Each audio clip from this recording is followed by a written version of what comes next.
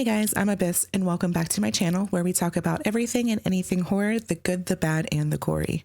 Before we begin, if you like horror as much as I do and like talking about it, don't forget to like the video and subscribe to see more. So we played the new Devour map, and to say it was chaotic was an understatement.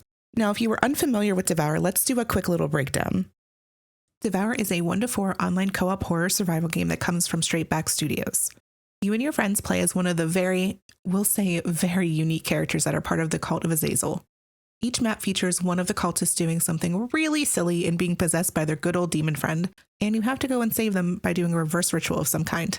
Why are we part of the Cult of Azazel, but we send him back to hell every chance we get? Questions that need answers.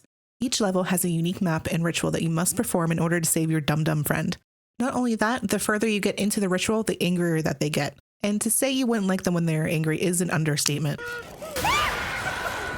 With a new one out, there are a total of 6 maps to play on, the Manor being the newest, and my favorite character to play, Miss April, is our dearly beloved possessed bride, and the minions roaming around to annoy the crap out of us are the crows. Now we are going to rate this map in categories: scare factor, story, and design. First up is design. I'm going to be honest, I've been waiting for this new map to drop for some time, and I had pretty high hopes. When we first get into the map, we are in quite a large courtyard complete with a fountain and mini maze off to the left. This house is enormous, at least by the looks of it. We also see that there are some open graves scattered around the map with chained to headless bodies in them and piles of loose dirt. Can't imagine what those are for.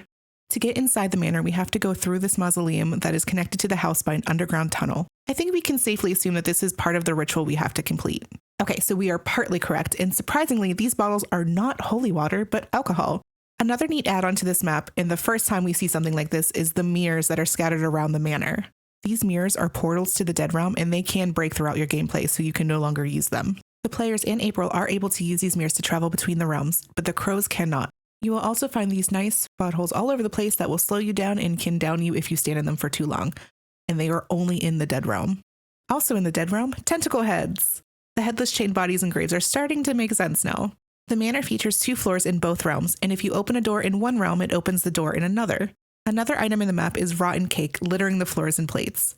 These are what players will use to lure the heads to you long enough to grab them, not unlike any of the other unknowing animals we lured for slaughter in the other maps.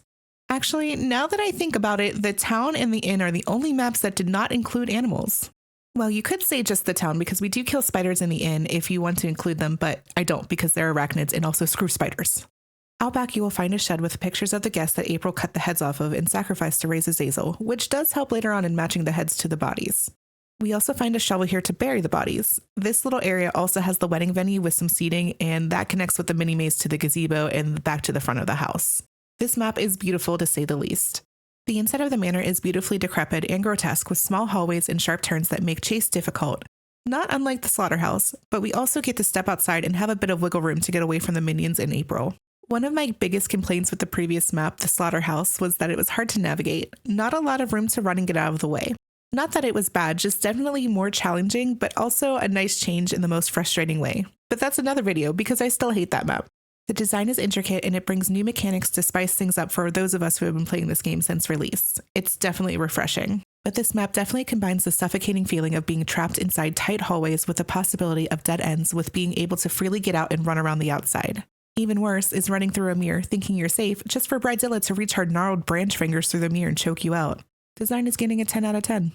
Now what I love about the Devour games is that every map has its own little story on why your dumb cultist friend decided summoning their Lord and Savior demon friend Azazel was their best and only choice. It makes every level unique, and I think April's is quite sad. Here's what we know. April was about to be married to her fiancé Michael when sudden tragedy strikes and he is killed. We don't know how unless I missed that somewhere, but needless to say, April's heart is broken. In her grief, April decides to summon her friendly neighborhood demon Azazel and asks him to open the portal to the Dead Realm so she can find Michael's soul. To do this, she invites 10 people, not a lot of people for a wedding, it was quite intimate, and she beheads them using the heads as her medium for her ritual. Azazel, being the good boy that he is, does indeed open the portals, however, he possesses April. And of course, us being the fantastic friends that we are, have to come and save the day yet again. In order to stop Azazel and send him back to hell, you must find all 10 of the guest heads in the Dead Realm, bring them to the ritual chamber in the mausoleum and cleanse them with alcohol, and then find which bodies they go to throughout the map. And of course, it changes every time you play it for an extra challenge. Oh, and you also have to bury the bodies before the crows take the heads back. Once you are lucky enough to collect all the heads and bury your bodies, April's possession ends with her sob crying to the altar, while Azazel tells us that she lost everything, but he lost nothing. Oh. She loses everything, but I lose nothing. The manor is creepy, sad, and just utterly grotesque. The story is getting a 9 out of 10. On to the scare factor. This map is creepy. I'm not gonna lie, I'm a little bit in love with this map. April is terrifying. When we first see her, before she really turns into Bridezilla on us, she walks around the spirit or the dead realm crying. She also randomly bangs her head on the walls and sometimes even gets on that nasty floor and bangs her head off the floors. It's actually a little bit heartbreaking. She is also our first possessed friend to fly, and upside down at that. The crows are a neat new minion who can also fly. Lots of flying in this map. UV is ridiculously necessary, but they also will grab any heads that you have attached to bodies and not buried, or dropped after being cleansed, and carry them around, kind of like the spiders from the inn with the eggs. The dead realm is just gross, really. It has a bit of a different look, so you obviously know the difference. Well, I mean, I hope you do anyway. This is where I mentioned before where the buttholes dwell. It is also where you have to go to collect all 10 heads that you need. If they still have their tentacles, the dead realm is the place they will be. Why do the heads have tentacles? I don't know, and I really don't like it. It makes my skin crawl, to be quite honest. Side note, April is also the only entity who doesn't run away with you when she knocks you down. She just drops your sorry butt and keeps carrying on with her bad self. Keeping on with the gross factor, don't forget about all the rotting food everywhere. Yummy. April jump scares are alright. They get you a few times, but I don't think that they are that scary after you've been knocked a few times. But I felt that way with the other baddies as well. The scariest part of this game in any map is the anticipation. Hearing April scream when she gets mad and her chase sound, the anticipation of being caught, if you are going to be able to bury your body before she grabs you, scare factor gets a 6 out of 10. Devour is definitely a challenging game that I love to play with the Abyss Spooky Club. We always have fun even when we get immensely frustrated. I'm looking at you, Slaughterhouse. But all in all, definitely a game I recommend for friend groups to play and scream at each other, and say I'm dead 20 times when they are just fine. The Manor map on Devour is getting a 4 out of 5 kisses.